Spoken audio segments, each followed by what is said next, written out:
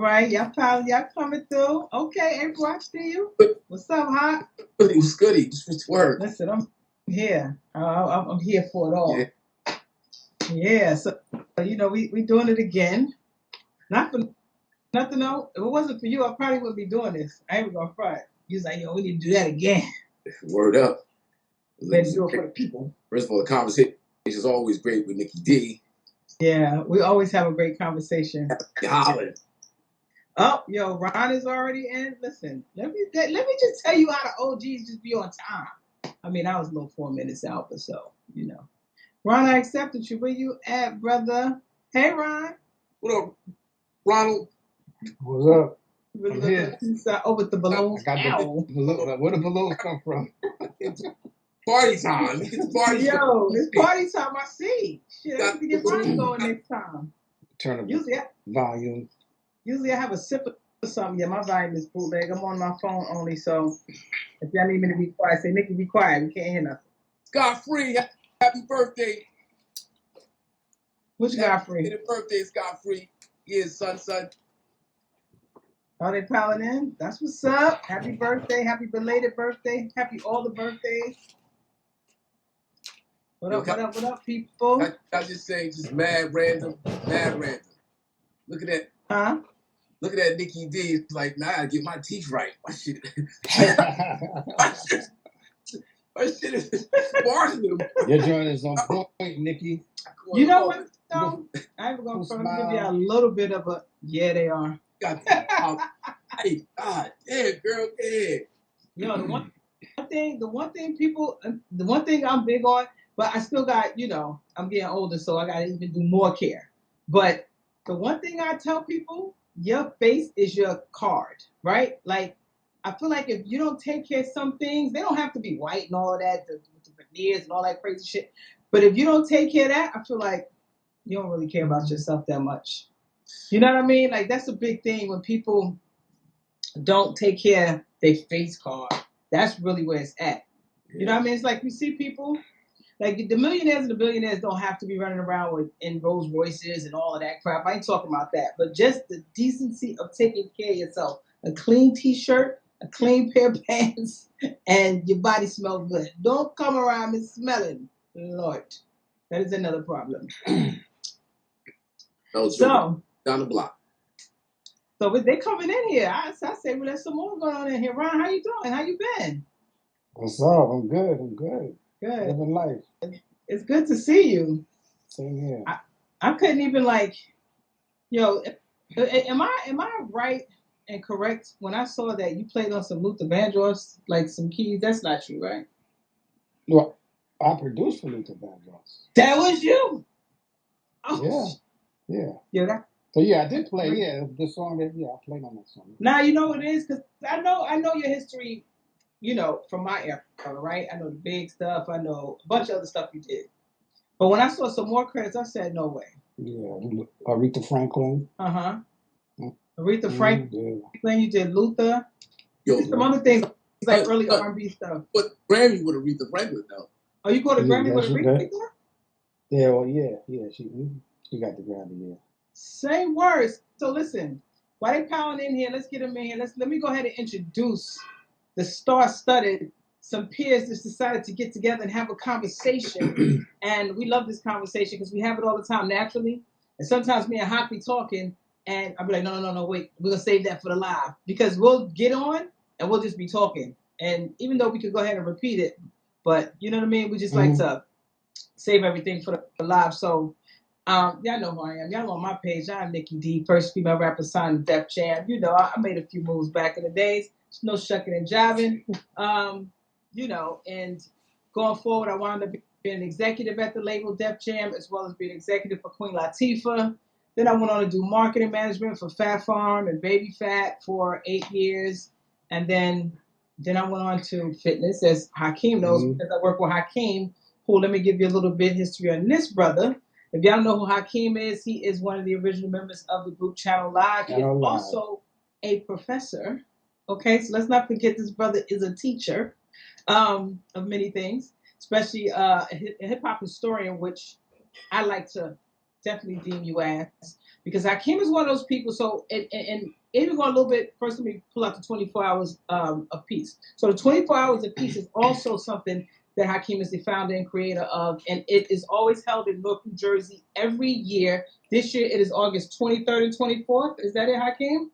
And it's usually 24 hours starting at 6 p.m.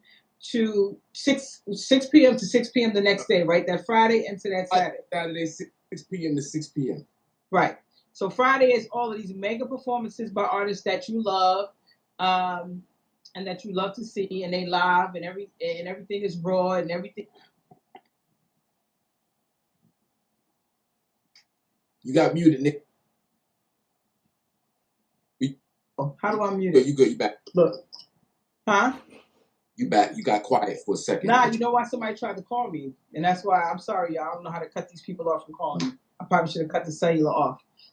So 24 Hours a Piece is a big community effort that Hakim has been putting together with the mayor, Ras Baraka. He's got big support from Newark.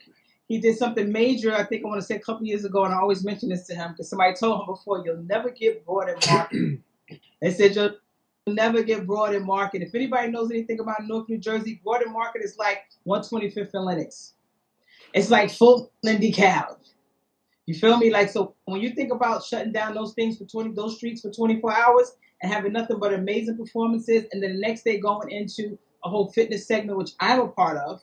We started off with yoga. We have some hit going on. We have hop, and we have, what's my man, Indio? Hockey Move Fitness. Got Indio Champ. Mm-hmm. Yeah. Indio Champ. Shout out bartenders. They come out. And the bartenders for sure. Jada Kiss has come through. Kara Russ One has come through. All these different people have come through. Latifah's. Did we get Latifah yet? No, we didn't get Latifah yet. You didn't have Latifah. No, we have hosted. She hosted. She didn't. Right. Yeah. But she still came through. Yeah. So anyway, 24 Hours a Piece is a big event. That something that people never thought could happen to Hakim is the actual coordinator, founder, and all that for that. So salute to him for that. Hakim is also, to me, a hip-hop historian. I might have been alive when some things were going on, but Hakim actually was paying attention. You know, like you just be living something, and then you be like, "Oh, word, that happened." So Hakim was in the trenches. Yo, yeah. Stay in the trenches, right, Ron? As a fan, before the rapping, you know, we was in the culture before we called the culture hip hop. We was in it, and you got certain people who inspired you, who never made a record, you never saw these people, but they were impactful to me. It's like just what we were doing in our generation, and not just the record business. It had nothing to do with the record business and making records. You know, some of us had the goals and desires to do that, but it's what we were doing in the street, in our neighborhoods, in our homes, how we carried ourselves, clothes we wore. It was a whole thing. It just wasn't about rocking the mic. So being inspired by Nikki D, being inspired by Two Kings in the Cypher. Like, you know, I'm in the video, Ron. Moving on. That's right. That's right. And I tested before I'm rapping. And, you know, that's a whole nother story. But, you know, that's just the impact of the two of you and many other folks out there who just, like you say, Hakim's a hip-hop historian. It's just what I live. It's just who I am. It's what we do. So, yeah. That's amazing. So salute to you, Hot. And Ron Lawrence, I've known, we've just been in and out of each other's lives for the last 30 years as well, right? Just on the same. Yeah. Ron has produced many songs. Like, again, I was going through your discography, and if I pull it back up, I have written a lot of stuff down. So please forgive me, Ron. I want you yourself to tell the people something. I know we already talked about Aretha Franklin. I was completely shocked by Luther Vandross. So the Aretha Franklin thing is another thing that's blowing my mind right now. Because to me, if you got somebody who is doing Aretha Franklin and Luther Vandross, and they come through and do a Biggie Smalls, that is the producer of all producers. That is the producer of all producers. So I'm saluting already before we even get to the discography, bro. And I want you to just run down some of the things that it don't have to be the most familiar artist. I just want you to run down some of the things that were great for you in your career and brought you, to this point. I know you're still producing now because you also did the latest and the greatest Aubrey, shameless plug, did that album with Hakim, which is a dope ass album. You know I love it. We was rocking with him at the party. But Yeah. Can you just run down some of the stuff for us? Yeah, I appreciate your crazy introduction. That was grandiose. So I love that. So thank you. Yeah. So I have my roster of music kind of, it stretches because what I wanted to do when I came in the game, I wanted to challenge myself. I came in as a hip hop producer because my background is hip hop. I grew up in hip hop. I was a DJ, then I became a rapper, and then I became a producer. And in doing so, and starting off with sampling and making beats, I wanted to challenge myself and I wanted to broaden my horizons. I said, well, if I can do this, then I can do R&B, and I can go ahead and not only do Beyonce, but let me go ahead and reach for the stars and try to produce the people that I loved or my parents loved. Mm-hmm. So Oh, that's reach. why not That's go good. ahead and why not go ahead and try Luther Vandross? Why not go ahead and do Aretha Franklin? So yeah. So when you look at my discography, you see, okay, not only do I do Biggie Smalls Hypnotized, but then I can go ahead and I can do, Beyonce Woman Like Me, which is with the soundtrack to Pink Panther, and then I could also do, Bamboozle soundtrack, which I did. Yeah, I did the source score for that. I did LSG. Yeah, I did R. Kelly. I did Boyz II Men. I did Brian McKnight. And then I did Did lots of bad boy stuff. and Like yeah, pretty much. I did Terror Squad and For Life. I did G Dep. I did Black Rob. I did Damn, Jay all of the Z. bangers. Jay Let's Z. go. Right. Jay Z. Where I'm from. Mm. I did LL Cool J Phenomenon. Mm-hmm. I did Something like phenomenon. Faith Evans, Love Like This, and Faith Evans All Night Long. So basically, so, you did the the list soundtrack goes, to my life. So, what I had a good hand in the 90s. Just, if you need to say it that way. I was very influential in helping shape that sound of the 90s and the early 2000s. Yes. But you sneaking in there hot? I said, and the 80s on the low. Oh, definitely the 80s. Yeah. I did a lot of stuff in the 80s too. When hip hop was on tapes.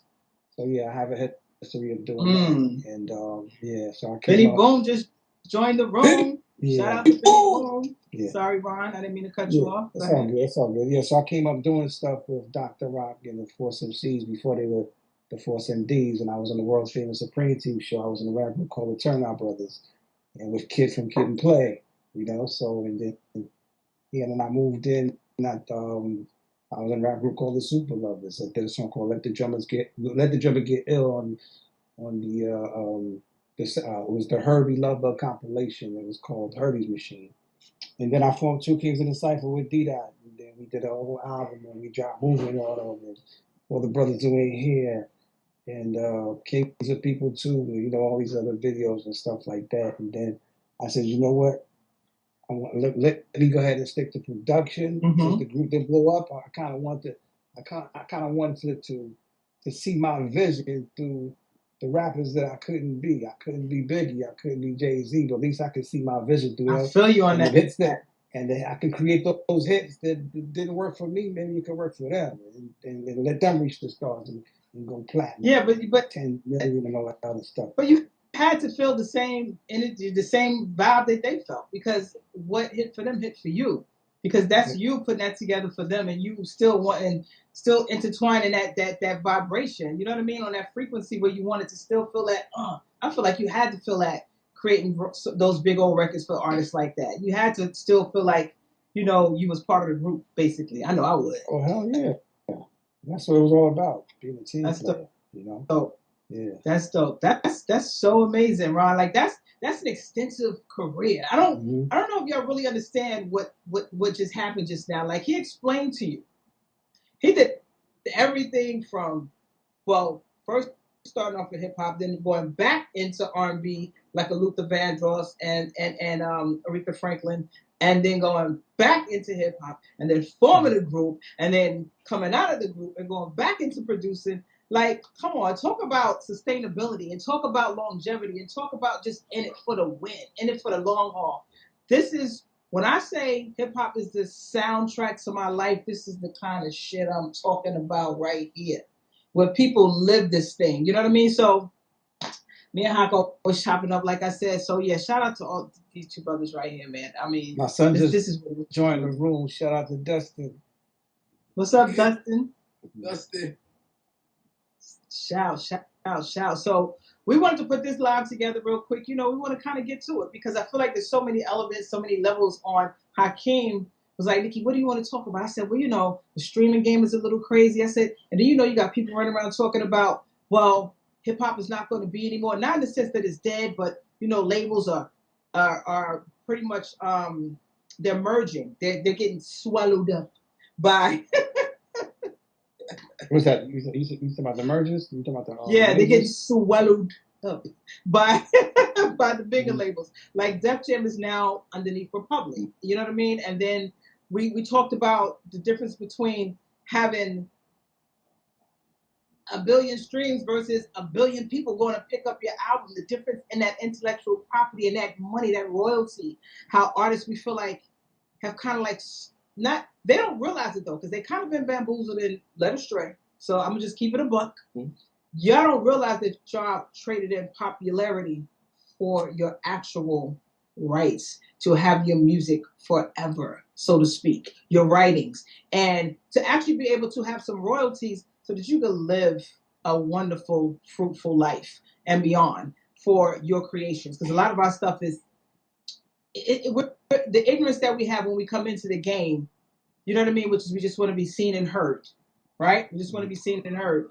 But today, I feel like it's a lot more different because I feel like we kind of learned a little bit earlier on than today, when it kind of just being thrown in the fire. So there's that streaming thing. There's that, you know, the merger happening. There is the culture itself being pimped out and pulling, to me, being pimped out, and we're really only focusing on one thing now, and that is the business of rap music. So, and I just want to ask the question, how many people that's in the chat right now, and then Hawk, maybe you can answer this question. How many people in the chat right now feel like hip hop, the music itself, is gone? So go ahead and put a 1 in the chat if you feel like it's gone and it's a wrap. And we're not talking about going back to 95. Let's just keep it a buck. We're talking about it's evolved, so let's just keep it a buck. We ain't going back to 95. Put a 1 in the chat if you feel like, you know what I mean, hip hop is gone. And put a 2 in the chat if you feel like, nah, we still got a chance to still, you know, live our best life. All right, so when we say the golden age, right? Or prior to the golden age, when hip hop was pure, quote unquote, when it was authentic, when we was just doing it for the love. Yeah, it was a record here, a record there, the Run DMCs, the LLs, the Houdinis, whatever. These was superstars, right? No doubt. Shout out to my son. I'm sorry, Chichi Guapda in the building. Go ahead.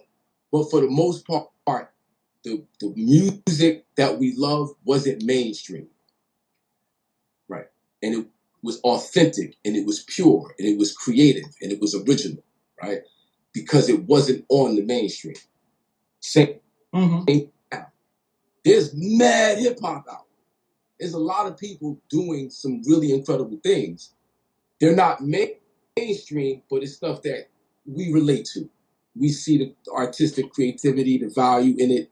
We understand that we get it. It's reminiscent of what we was doing in the 90s, right? What's the boys, Brass Caz's Sons? What's the name of their group? It's the four of them. Everybody goes in, oh, the Leaders of New School. It's the new version of Leaders of New School. Oh, right. I see them. I don't see any content on them except for when they're online and they're killing them freestyles. It's underground. Right. But people who know. And if you monetize your creativity a certain way, there's actually more money in that for you than being signed to a major, because the game is all about streaming, and labels are having a hard time making money the old way.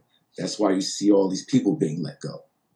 And technology has a lot, like there's an inevitability to it, because technology is technology. So if you know what the technology is going to be 10 years down the line, you can create a business model that